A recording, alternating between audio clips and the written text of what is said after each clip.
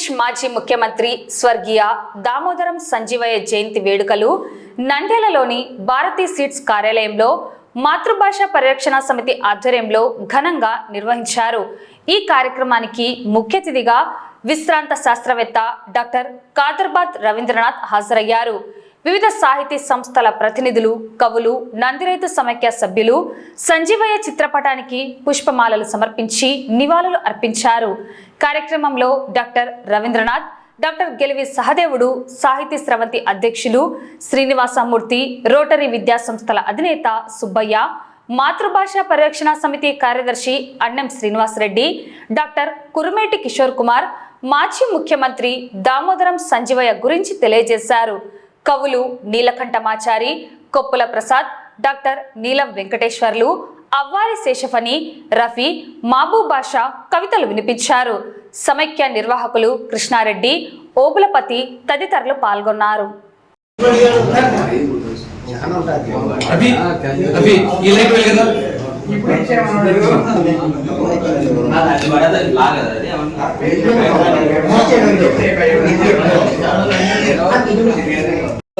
ప్రత్యేకించి ఆదర్శ భావాలతో సమాజాన్ని ముందుకు తీసుకొని పోయినటువంటి వ్యక్తులు ఎవరైనా సరే వారికి సంబంధించినటువంటి జయంతులు, వర్ధంతులు నంది రైతు సమాఖ్య కార్యాలయం ఎప్పుడు చేస్తా ఉంది. ఈ కార్యాలయంలో చాలా ఆధ్వర్యంలో జరుగుతున్నాయి. ఈ కేంద్రంలో అనేక కీలక పదవులు నిర్వహించినటువంటి దామోదరం సంజీవయ్య గారి 105వ జయంతి వేడుక మూర్తి సార్ గారు, కిషోర్ సార్ గారు, రచయిత కిషోర్ సార్, సుబ్బయ్య సార్ వీళ్ళంతా కూడా పూలమాలార్పణ కార్యక్రమంలో పాల్గొంటారు.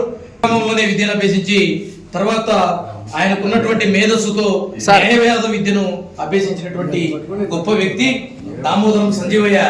కర్నూలు జిల్లా ఖ్యాతిని భారతదేశానికి అంతా కూడా తెలియజెప్పినటువంటి ఘనుడు. ఇటీవల జాతీయ పురస్కారం పొందిన డాక్టర్ కిషోర్ కుమార్, కురుమేటి కిషోర్ కుమార్ గారు ఇప్పుడే గ్రూప్ ఫోటో తీసుకోండి. గ్రూప్ ఫోటో అడ్జస్ట్మెంట్ ఉంటే చెప్పండి.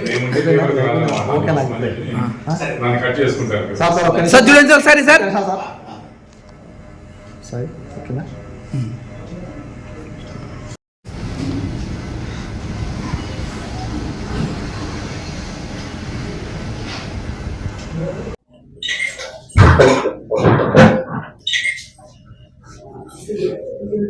దామోదరం సంజీవయ్య గారి 105వ జన్మదినోత్సవం ఈరోజు నంది రైతు సమాఖ్య మాతృభాష పరిరక్షణ సమితి తరఫున వచ్చి జరుపుతున్నాము.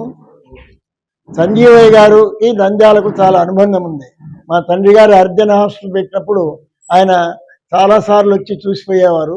అదే కాకుండా హరిజనులకు ఉద్యోగాలు ఇవ్వాలని వెళ్ళినప్పుడు, ఆయన ముఖ్యమంత్రిగా ఉన్నప్పుడు ఆయన సీట్ నుంచి లేచి వచ్చి మా తండ్రి గారిని కౌగలించుకొని హరిజనుల కొరకు మేం చేయాలి, మీరు చేస్తున్నారని చాలా సంతోషపడ్డాడు.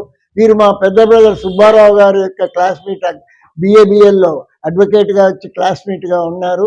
ఆయన ఎన్నో మంచి కార్యక్రమాలు ఆయన టైంలో చేశారు. ఎన్ని చేసినా కూడా ఒకసారి ఎవరో ఆయన ఎట్లా ఉన్నాడు చూడ్డానికి నెహ్రూ గారు వచ్చి వాళ్ళ ఊరికి పంపిస్తే ఆయన తల్లి ఒక పూరి గుడిసెలో అంట్లు తోముకుంటా ఉండిందన్నమాట. ఆ పరిస్థితిలో ఆయన ముఖ్యమంత్రి అయినా కూడా అదే పరిస్థితి మెయింటైన్ చేశాడు, అది మర్చిపోకుండా చేశాడు. అటువంటి గొప్ప వ్యక్తి కర్నూలు వచ్చి రాజధాని కావడానికి దానికి ఎంతో కృషి చేశాడు. కర్నూలు డెవలప్మెంట్ కృషి చేశాడు. ఆంధ్ర రాష్ట్రంలో భాష తెలుగులో బాగా మాట్లాడతాడు. మాతృభాష బాగా డెవలప్ కావాలని కృషి చేసిన ముఖ్యమంత్రి ఆయన. పద్మం బొరుగులో పుట్టిన తన లక్షణాల వలన ఎందరో దేవతల చేతులను అలంకరించింది సరస్వతీదేవి లక్ష్మి. ఐశ్వర్యానికి సంకేతంగా పద్మాన్ని, మారేడు దళాన్ని, ఏనుగు కుంభస్థలాన్ని, గోవు పృష్ఠభాగాన్ని, స్త్రీ యొక్క పాపిట భాగాన్ని మనకు పెద్దలు అందిస్తారు. ఆ రకంగా తాను దళిత కులంలో పుట్టిన, చక్కగా విద్యాభ్యాసం చేసి స్వాతంత్ర సమరయోధుడిగా, ముఖ్యమంత్రిగా ఎన్నో బాధ్యతలు నిర్వహించిన తను ఆ పదవిని ఏ రోజు తన స్వంత లాభానికి ఉపయోగించుకొని ఒక అమూల్యమైన ప్రవర్తనా నియమాల్ని మన ముందు తరాలకు అందించారు. అటువంటి ప్రవర్తనా నియమాల్ని ఇంకా ఇంకా కూడా మనం ఆదర్శవంతంగా తీసుకోవాల్సిన అవసరం ఉంది. దామోదరం సంజీవయ్య గారి జన్మదినం అనేటువంటిది ఒక వ్యక్తికే కాదు, ఒక సామాజిక పరిస్థితిని మనం దృష్టిలో పెట్టుకోవాలనేటువంటిది మా అభిప్రాయం. ఎందుకంటే ఆనాటి రాజకీయ విలువలు, ఆనాటి రాజకీయ నైతిక విలువలు, నేటి రాజకీయ నైతిక విలువలు మనం ఒకసారి గమనిస్తే, దామోదరం సంజీవయ్య గారు దళిత కుటుంబంలో పుట్టినప్పటికీ నైతిక విలువలు కలిగిన వ్యక్తిగా ఒక స్ఫూర్తిని అందించాడు.